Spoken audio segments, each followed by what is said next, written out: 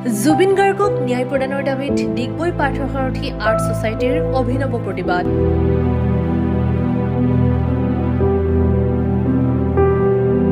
ছ'চাইটিৰ শিক্ষাগুৰু শিক্ষাৰ্থীয়ে জুবিন গাৰ্গৰ চিত্ৰ অংকন কৰি শিল্পীগৰাকীক স্মৰণ কৰে।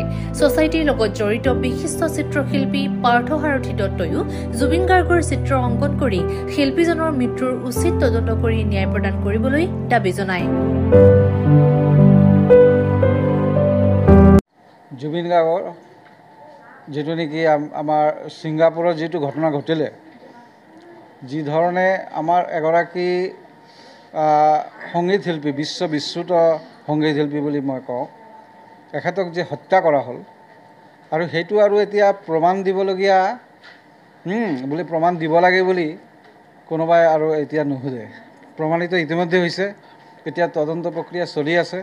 যদি সঁচা অৰ্থৰ বিচাৰ হয় নিশ্চয় আমি ন্যায় পাম আৰু ন্যায়ৰ দাবীত আমি আজি এই পাৰ্থসাৰথী আৰ্ট ছ'চাইটি স্কুলৰ ফালৰ পৰা জুবিন গাৰ্গৰ ওপৰত এটি চিত্ৰ কৰ্মশালা আয়োজন কৰিছোঁ। আৰু আপোনালোকে দেখিছে ইয়াতে আছে আমাৰ কামখিনি, আমি যিখিনি কাম মানে দক্ষতাৰে আমাৰ ষ্টুডেণ্ট প্লাছ শিক্ষকে মিলি আমি কৰিছোঁ, যে জুবিন গাৰ্গৰ প্ৰতি ন্যায়ৰ কাৰণে আমি দাবী জনাই আজিৰ অনুষ্ঠানটো আয়োজন কৰিছোঁ। আপোনাৰ এটা আপুনি বৰ ধুনীয়া এটা অংকন কৰিলে ছবি এটা। ইয়াত আছে। মই এইটো একচুৱেলি অকল কলম এডালেৰে কৰিছোঁ। তাৰমানে কথাটো এনেকুৱা যে জুবিন গাৰ্গৰ প্ৰয়াণৰ পিছত আমি বহুতো কৰ্ম কৰিলোঁ মানে কি, যে সৃষ্টিশীল কৰ্ম। আমি কিন্তু ধ্বংসলৈ যোৱা নাই। বহুতো আছে যে জুবিন গাৰ্গৰ মানে ইছ্যু কৰি অলপ বেয়া কামলৈ গৈছে, কিন্তু সেইটো আমি বিৰোধিতা কৰোঁ যে আমি জুবিন গাৰ্গ মানে সৃষ্টি, সেইটো বিশ্বাস কৰোঁ আমি। আৰু সেইকাৰণে আমি সদায় আমি ৰিফাইনেৰী খেলভাদৰ পথাৰৰ পৰা আৰম্ভ কৰি যলৈকে গৈছোঁ তাতে মই এটা বাণী দিছোঁ কি, যে সৃষ্টি কৰিব লাগিব।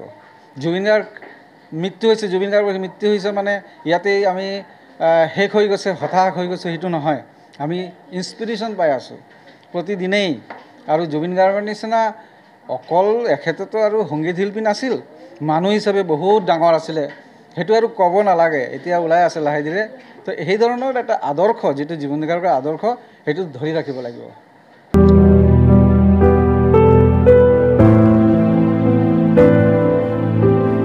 Bureau report B+NE।